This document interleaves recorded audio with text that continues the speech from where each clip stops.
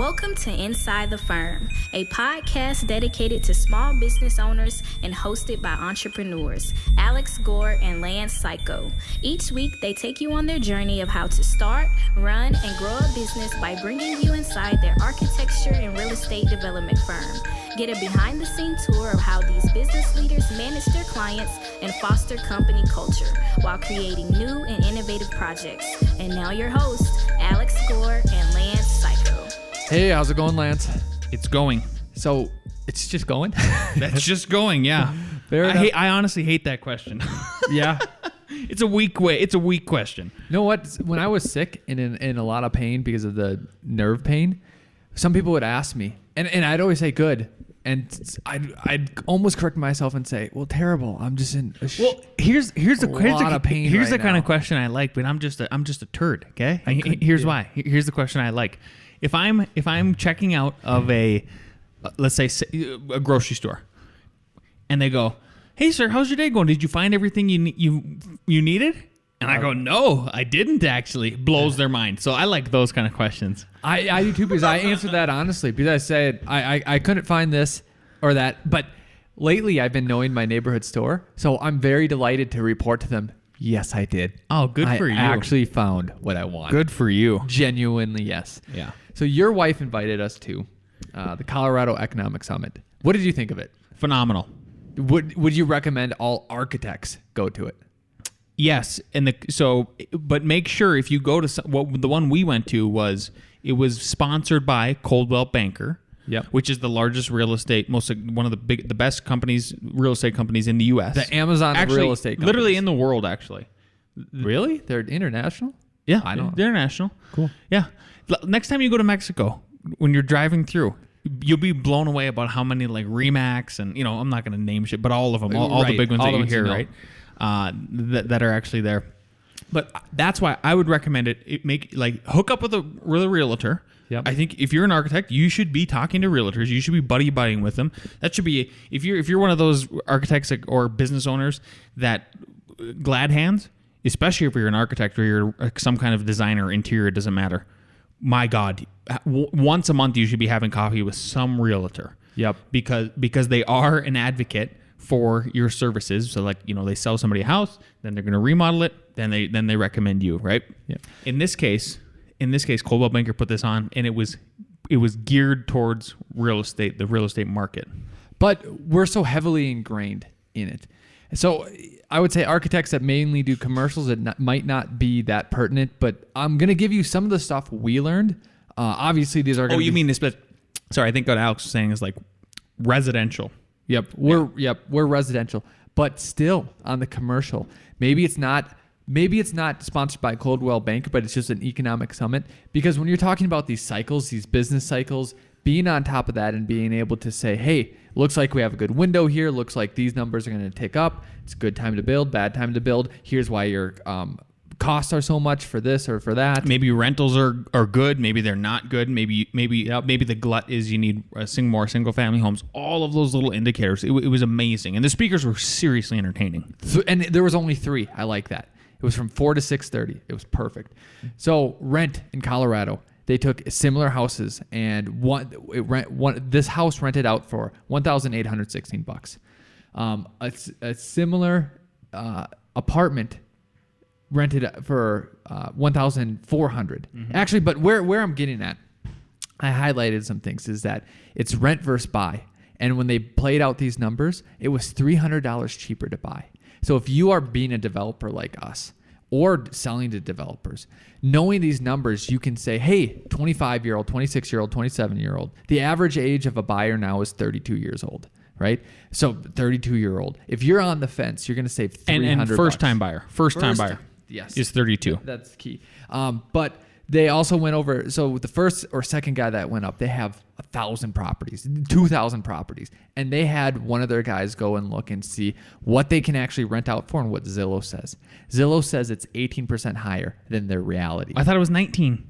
I don't mean to split hairs, but there was 3 different categories. Oh, that's right. So, You're right. You're right. Yep. But it was still close to 20%, which my wife actually nudged me while we were sitting there because she goes, see, I told you.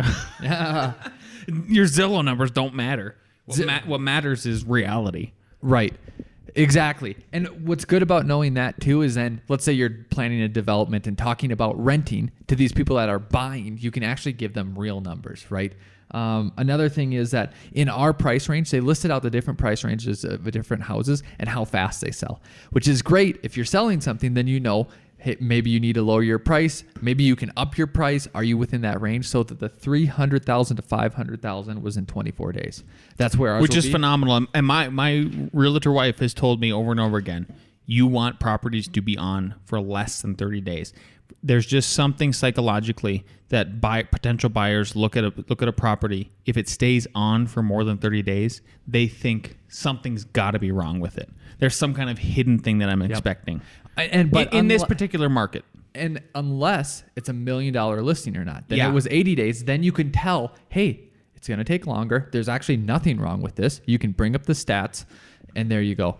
There was two other cool things about that. One, the last speaker gave the overall huge picture of the economy, right? And basically saying he thinks we're going to be safe for a year to 18 months. There's all these different indicators. One is consumer spending. One is industries and corporations reinvestment. Another one is government spending. And then it's net imports versus net outputs. Net imports versus, am I saying that right? Outputs?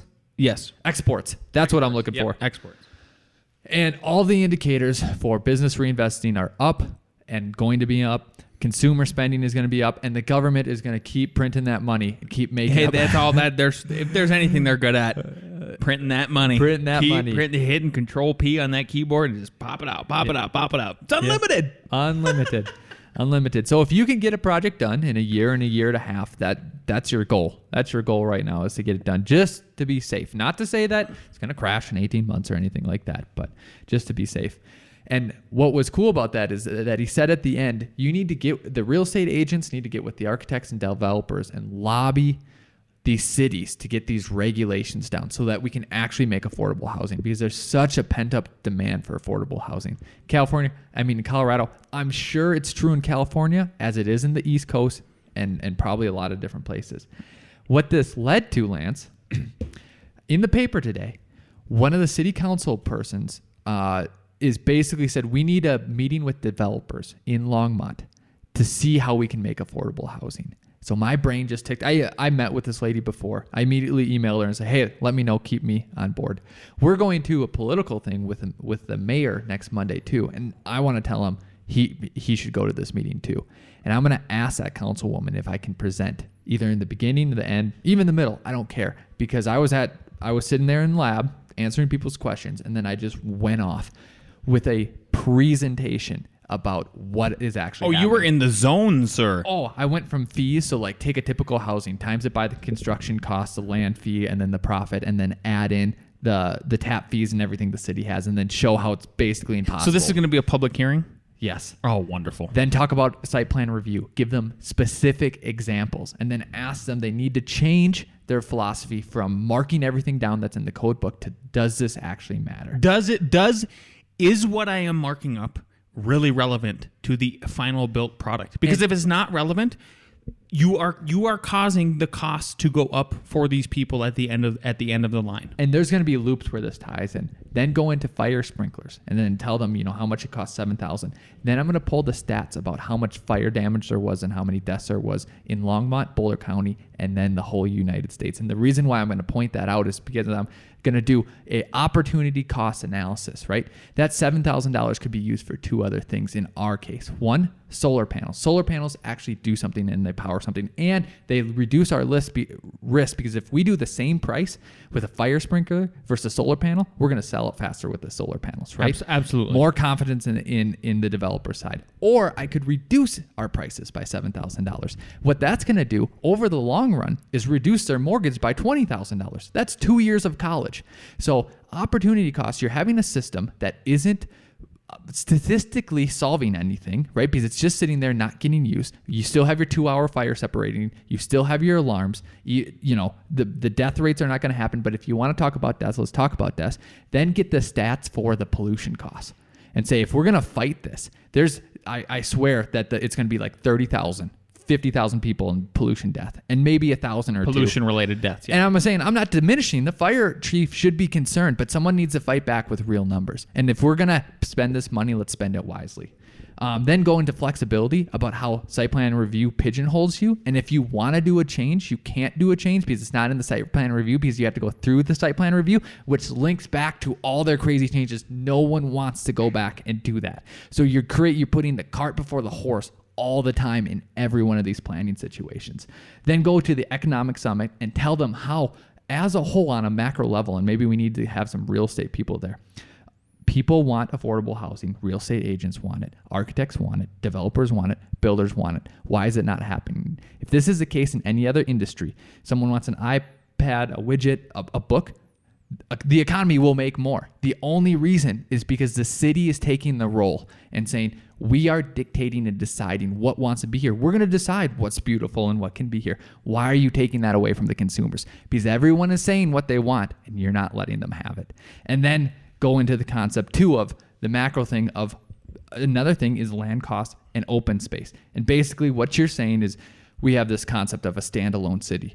If you go and ask 10 people on the street if they know if Longmont is a standalone city, you're going to get zero. No one will know that it actually exists. Go out, do it today. I guarantee that's going to be the result. Oh my God. If you ask them, did you move here because it's a standalone city? They will also say no. Then go, what are you doing? Longmont owns a whole bunch. Fill everybody in what it is. A standalone city? Yes. Basically, they bought up property around the city and said no one can build here. And they bought up property around a lake and said no one can live around this lake. They basically made a moat. We made a medieval moat in the 21st century. So then basically, and around this, what is only there is prairie dogs. So you're doing prairie dogs versus people, and you're doing a concept versus what people really want. So ask yourself, are you better than Boulder? I don't think you are. No. Let's call a spade here. Yeah. Yeah. So as you can see, this guy is on fire this morning. Wow. Yeah. I got to commend you. Good. No, this is great. This is great. If you get a fire under your butt, go for it. So I want to kind of steer back to where we started, and give a recommendation. So the economist that we listened to, he was awesome. He goes by the bow tie economist. He is Elliot Eisenberg. He's a PhD. He's a nationally acclaimed economist and a public speaker, specializing in the arcana and minutia of economics. Fun, relevant, and educational. The guy was awesome. He was so entertaining. He was hilarious. Yep. So check him out. If you go to econ70.com, it's the home of graphs and laughs. And then what you can also do is you can text the word bow tie, all one word, to 22828. And if you do that, then you get his daily dose via email of 70 words on the economy. I love the guy because he didn't sugarcoat everything, and he absolutely laid bare, like, nope, this is how it works. The Federal Reserve has a huge part in what we do every single day, and here's all the factors for the economy. And you can't.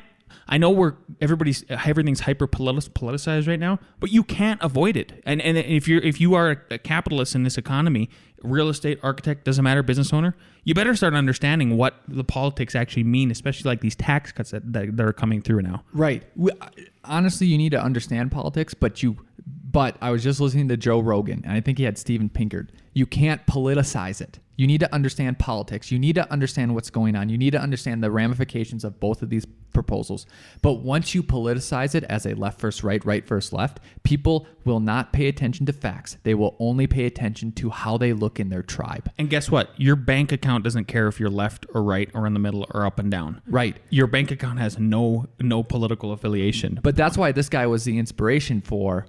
Hopefully the talk that I will give is that this is a straightforward exactly what is happening. Yep, and it's just based on actual numbers that you figured out, how many fires, how many deaths, all this other stuff. Yep. Absolutely. And this came from the A.R.E speak guys, if one of them will text me, they're talking about whatever city they're in, I'm assuming California, all R2 buildings need to be sprinklered no matter what, even if you're doing a change or not a change by like 2022. And for everybody, just so you know, R2 is a duplex. Yep. And essentially what that's going to lead to, if all these cities follow this, is that it's going to be so hard to move, it's going to make gridlock. And then that gridlock is going to increase prices, and then you don't have flexibility in the economy, flexibility to have low income people own houses, which is a good thing, which is healthy, you know? Absolutely. Yeah. Yeah. The other thing, my wife, my wife came up to me. So we were done listening to the 3 lectures, and she came up to me and she says, Lance, you would have loved the one of the sessions that we had. Private session. It was a private session that was only for the Coldwell people. And she said, because all this exact economist talked about was, if you guys want there to be more new homes on the market, he was talking to the realtors, then you need to start teaming up with builders, architects, developers, and you guys need to team up, and you guys need to understand the regulations and the extreme amount of hoops that people have to jump through in order to get things done at these days just to build single family homes is so atrocious that it is deterring them from taking on this affordability issue 100%. Like he said, I think there's going to be 3,000 new single family homes in Colorado next year. And he's like, you guys need 6,000. And the problem 6 or 9, I swear. One of the two, like basically double or triple is what I'm trying to get to is. And so you guys, and that's what Alex is getting at with this presentation. Everyone wants it. Everybody wants it. It's a service that we should provide. Even if you're a high-end architect, like you can do what we do, where we do like 5 different plans for these other developers. Trust me, you guys can still make money doing this and provide, affordable homes for people. But at the end of the day, it can't just be the architects going to battle with the city. It can't just be the developers.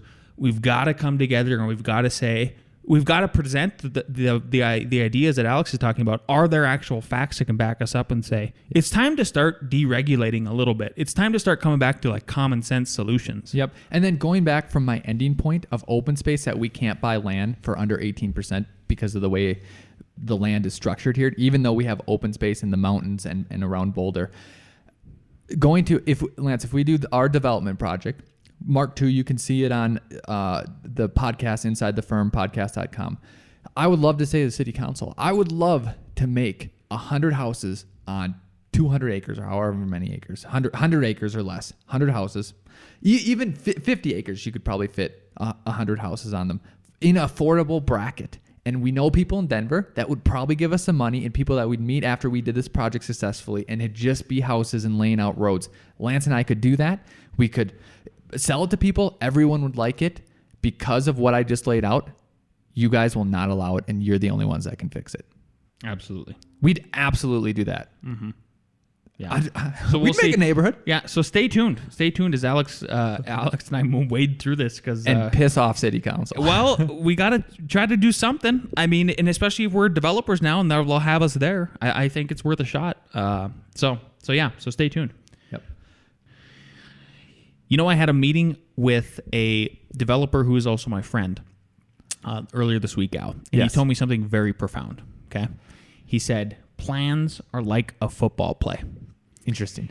And the reason why we were talking about it is they're just lines on a page.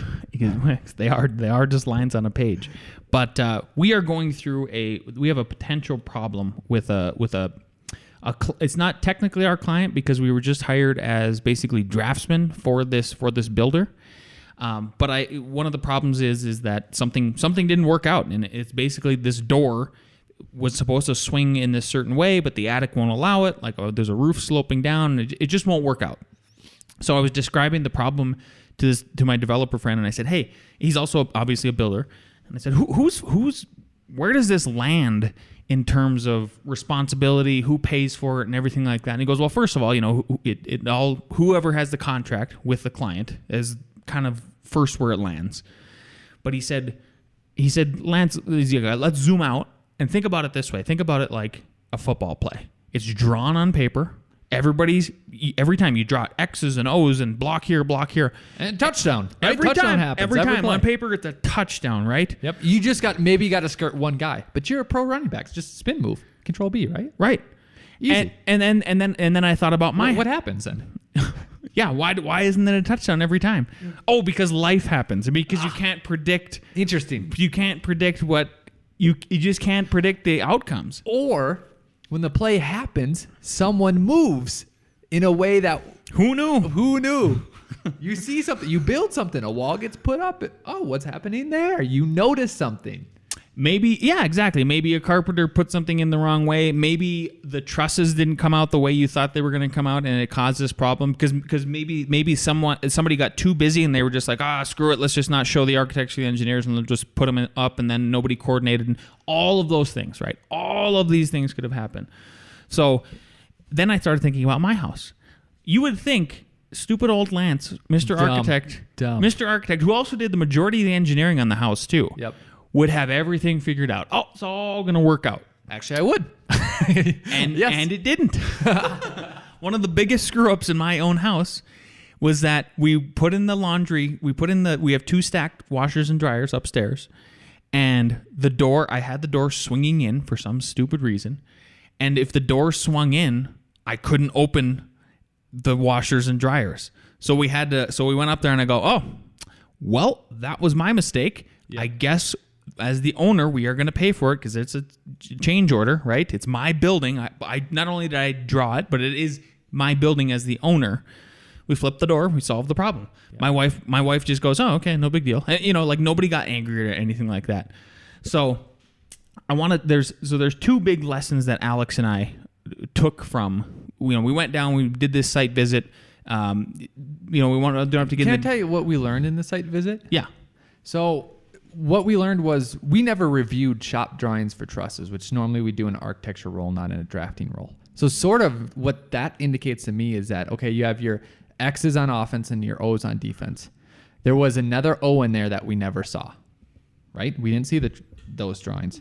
Then, we literally didn't see the freaking linebacker on a blitz. Exactly. Because it wasn't shown to us. They should have drawn the O there and it wasn't there. The other thing is that we weren't on site seeing the situation, and apparently people did notice it on the situation and never even got back to us. So now there's another O. So instead of 11 O's, there's 13 O's. It's because here's the problem with litigation is, okay, let's say they go after the builder first, right? The builder could either pass through and then go back and attack back to the drafters, or they could pierce the veil of the builder and go straight and decide that it's a design mistake, right? And then if it's a design mistake, then go straight towards the drafters.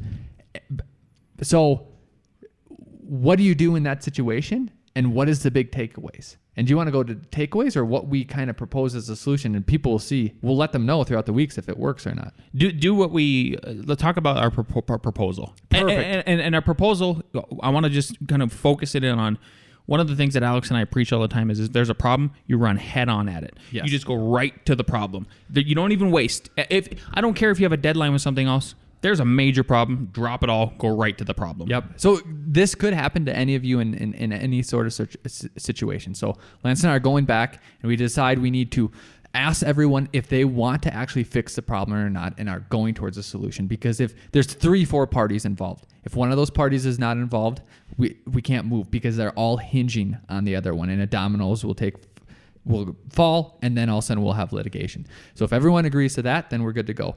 Now let's just attack the problem, like Lance said, and define roles. And everyone has to give more than they think that they're going to give, than they think they're responsible for, because you'll always make up excuses why it's someone else's fault. So Lance and I said, not only will we come measure everything up, do all the drafting for free, we know that if the trust needs to be drafted again, we will pay for that drafting fee. If the trust needs to get re-engineered by an engineer, we're not going to bring in our engineer because then liability and it just gets muddy. We will pay for that other engineers. We will take on all the responsibility for drawing, not just our drawing, but anyone who needs to draw something, we're going to take that all on. Trust people need to rebuild the trust. Need to, all out of your pocket. This is all out of our pocket. Developer, you need to put in the trusses, take demo where it needs a dem, put in the trusses, and then repatch it up. And what I'm getting at is that might not be the final solution, but someone had to lay out a framework so we could at least start talking about another play. Yeah, another play. Here's a play. So we'll see where that goes. Oh no. It hasn't went anywhere. No. It hasn't went anywhere. We don't know if it will go anywhere. We're happy to keep everybody updated. But our 2 big takeaways are 2 sentences that I want to just relay to everybody. Number 1, and this is sort of like you as the architect or the designer talking to talking back to the client, or more often than not, like the developer, right? So one of the two. They're both going to be clients, right? It could be a private client, could be a developer. If you're not going to pay for oversight, then you're going to pay for fixes, right? So if just know that. End of story. Like if that developer is not willing to pay a superintendent to be on site and check things out, And oversight for shop drawings too, oversight maybe architecture review, then you're gonna pay for fixes. You're gonna pay for fixes because nobody's paying attention to what's going on the field. Yep. If we're keeping this with the football analogy, where nobody's watching, right? Yep. It's like you don't have an offensive coordinator watching from up in the stands. How about that, Yep. right? Or a defensive coordinator, Yep. and then calling in the plays. If you're not going to, and what Alex said, so the second thing is, if you're not going to pay for engineering and architecture coordination, then you're going to pay for fixes, the same thing. So you can't separate these disciplines at all, right? And that's why I demand, and so does Alex, like especially on the custom side of things, there's a huge note on every roof framing plan, and it says contractor or truss manufacturer, truss shop drawings shall be submitted to the architect and engineer. Yep, and also in the general notes, like we need to review them because trusses can only get made once, and then if they get made wrong, then you're not going to repair them. It's not like you a just stud where you voids can everything. saw it and then use it as blocking and stuff like that. Hey, I got an add-on to that. If you're not going to pay for oversight or fixes, you're going to pay for litigation. Ooh, You're going to pay for lawyers and litigation. Gosh, and you nobody want to make wins. lawyers richer? I don't. Just Nobody like if you ask me. Yeah, exactly. Exactly. Want to put your money in the lawyer's pocket? No. Nobody in litigation, nobody wins. Nobody wins but the lawyers every single time. Like you might think you win. Let's say you get the case and you get the door changed or something like that. Did you really win? Did you really win paying $10,000 for a $500 door? No. You didn't win. Yeah. So, cool. Oh, so that's that. Stay tuned. And then I want to give a shout out to one of our newest listeners. His name is Joseph, and I'm going to butcher his last name, Echevarria, I believe. I believe you should retry without effort. Just like So Joseph found us because and I quote him basically, he was doing research on architecture related podcasts. And then he found us that way. So he has a YouTube series called Architecture School Chronicles. So go check that out. And basically he's documenting every week in architecture school. And he was also considering a podcast. So I think, everybody who's an architect listening to this was an architecture student at one point. You remember how painful and or not painful, but it was definitely a challenge, right? Check him out because I think you could. It would help. It would help sympathize and realize that other people are going through the same stuff as you are, and maybe you guys can coordinate. So cool. Now we have our bestie Nick with NickReads. Hello, best friends. I hope you all had a great week this week, and I know it's going to get better. A reading. How to jump from a building into a dumpster. Jump straight down. If you leap off and away from the building at an angle, your trajectory will make you miss the dumpster. Resist your natural tendency to push off. Tuck your head and bring your legs around. To do this during the fall, execute a 3/4 revolution. Basically, a not quite full somersault. This is the only method that will allow a proper landing with your back facing down. Aim for the center of the dumpster or large box of debris. Land flat on your back so that when your body folds, your feet and hands meet. When your body hits a surface from a significant height, the body folds into a V. This means landing on your stomach can result in a broken back. The Worst Case Scenario Survival Handbook, Joshua Piven. Happy birthday to both of you. Eat, drink, and enjoy your day. And be on the lookout for a gentleman dressed in a suspicious, like it could be easily torn off, police officer uniform, coming to wish you both a happy birthday on Monday. Toodles! Two things. One, I like that he said police officer instead of policeman or woman. So it could still be. Shout out Justin Trudeau. Yeah. Second is, Nick, okay, so this morning, we run by the seat of our pants, fly by the seat of our pants. So you texted in the morning. This is like 7 in the morning, and Nick is on a text with us. And we weren't going to do the podcast today. We're going to do it tomorrow. Normally we do it on Friday. It's Thursday. So you go, hey, can you say to Nick, can you record us a thing? And Nick said, yes. And I go, no problem. I'm stepping into a class. Could you pick a segment to read, Nick? Nick knows which books we read from every single time. Yeah. It's the same thing. Uh-huh. He did not pick that book. I need more. I need to be more specific. Yeah, but didn't you see later in the conversation that he was left his book at home, or I don't know. Oh, he's at the office and he won't be there until about 3. Yeah. So I told him to give us some gold, and he did. And the gold is I was this. teaching during this part of the conversation. The gold is this. What? The dumpster is the problem. So jump right at it. You jump right into that dumpster of a problem. Don't try to overshoot it. Exactly. You don't go sideways. Nothing. Tuck in. Head right to the debris, and then you just got to sort it out after that. Yep. That's how it relates back to it every single time. Awesome. Before we go into our next segment, I'm going to talk about something that we bought and then we got it as a gift. So Evan Troxel at A.R.E Speak wrote a book called A.R.E Hacks. And I can't remember, we've been talking, and basically I bought this book, and I think if you are thinking about starting the A.R.E, I think you need to get this. One, for a couple of reasons. One thing, I won't give away all of its secrets, but I love that he pointed out you're going to have to give up your social life for a while. He says, don't worry about it.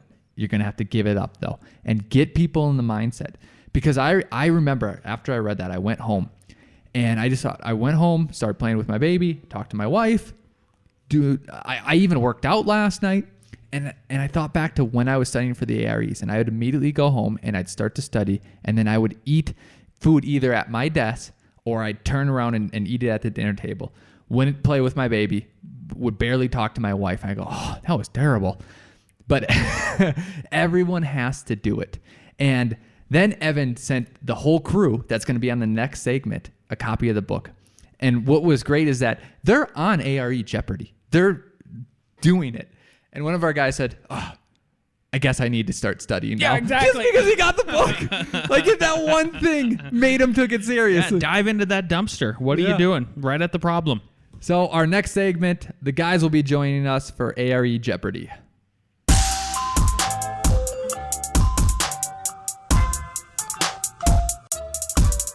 Okay, so here we go. The guys are in.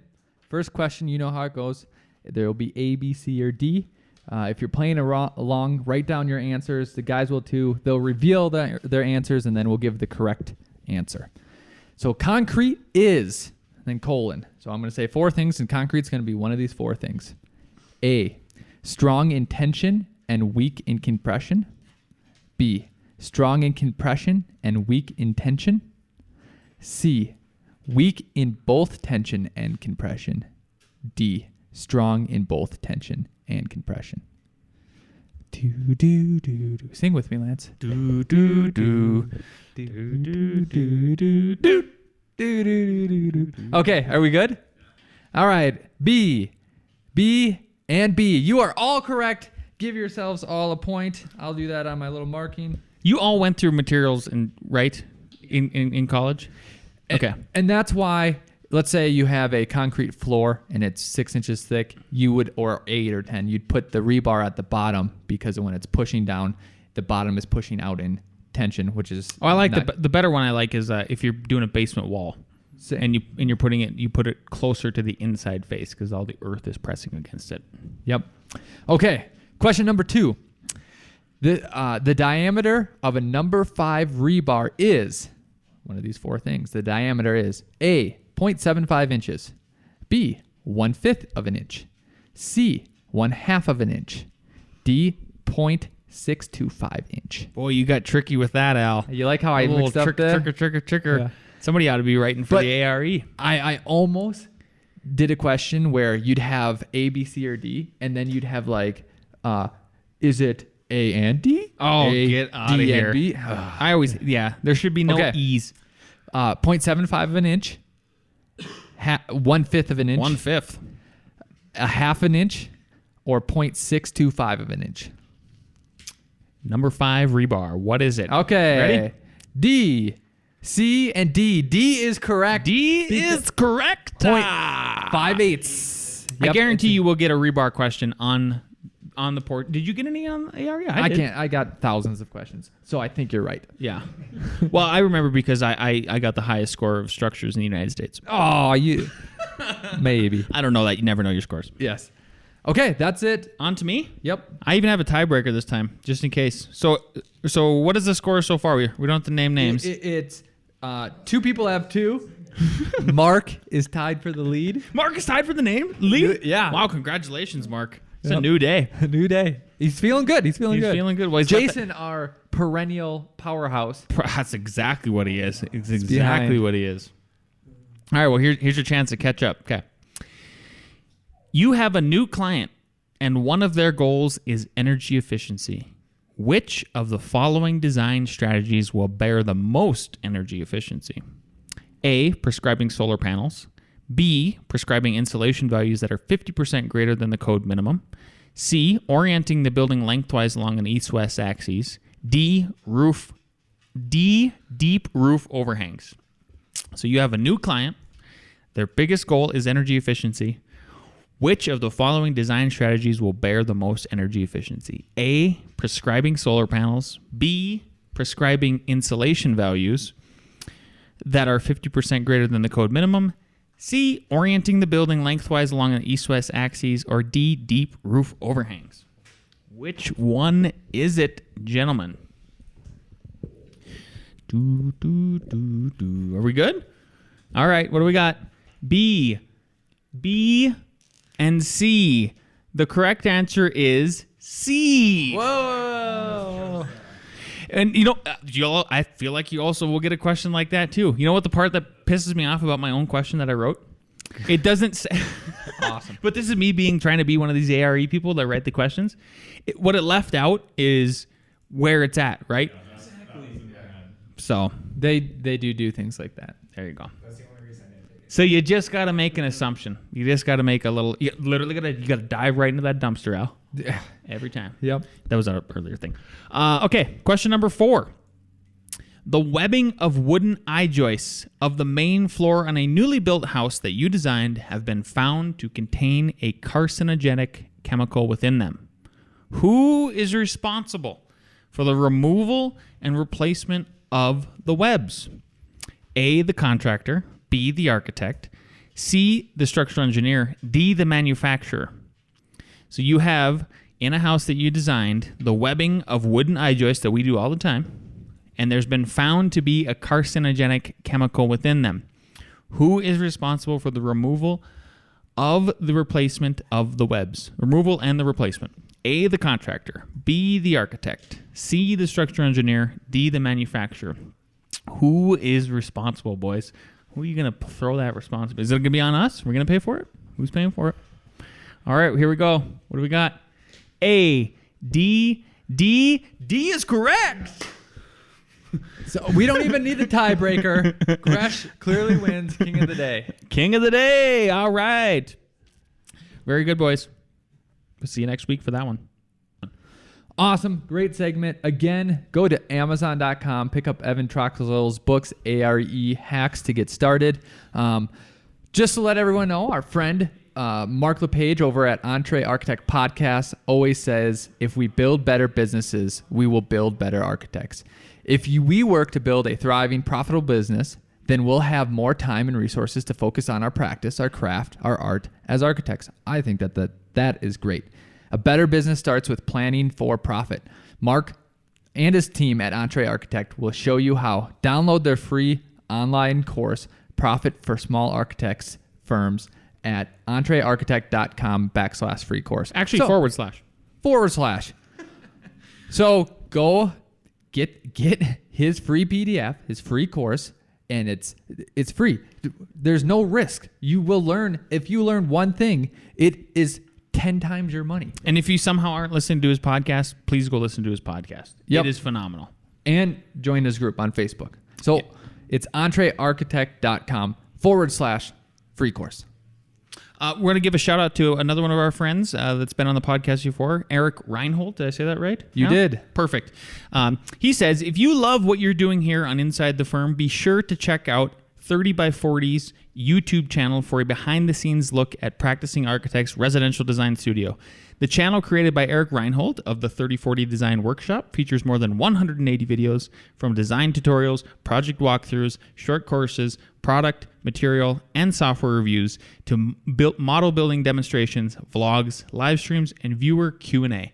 Each video is meant to reveal the process behind the making of architecture. New episodes every Thursday. You can subscribe, plus join more than 100,000 other like-minded pros by going to 30by40.com/YouTube.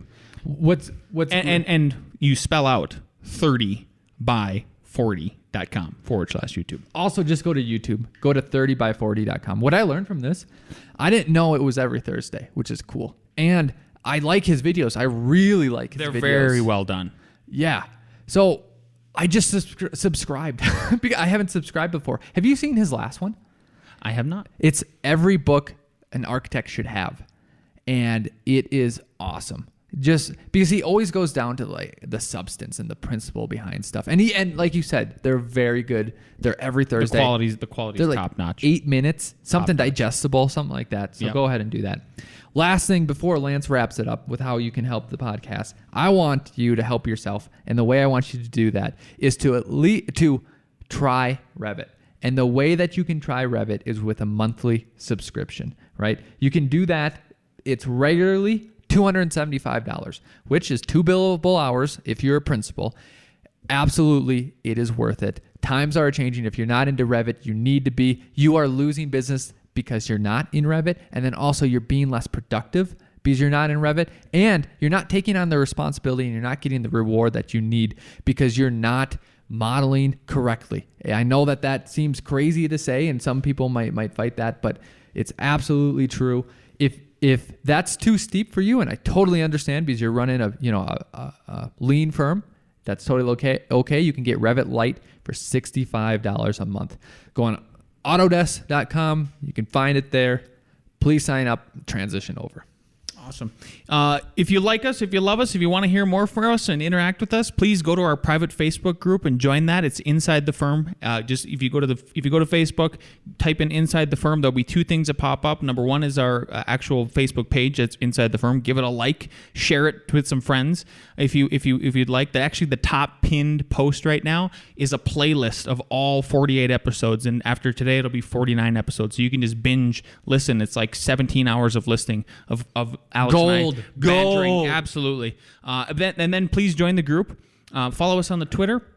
And last but not least, one thing that really helps us grow and helps us feel like we're getting things done and wanting to grow this further is if you go to iTunes, if you're listening on iTunes, please just go within the app on iTunes, and if you click on our podcast and then scroll all the way to the bottom, you should be able to leave a review. If you're thinking about a 2-star review, put 5 stars right on top of that. Leave that for us. And on the 25th review, something special happens, Al. We're going to send you a free book. We're even going to sign it. We'll send it to wherever you are, not Mars, only on Earth. And then if you leave a review and send it to us, we'll send you the free PDF copy. Yep. So no matter what, everyone for sure gets if you leave us a new review, PDF copy. The 25th review, we're on number 20 right now. Devin Tilley got the golden number 20. Yep. And then also, if you have read the book, same thing. Go onto Amazon and please just leave a review. That'd be very helpful. Thanks.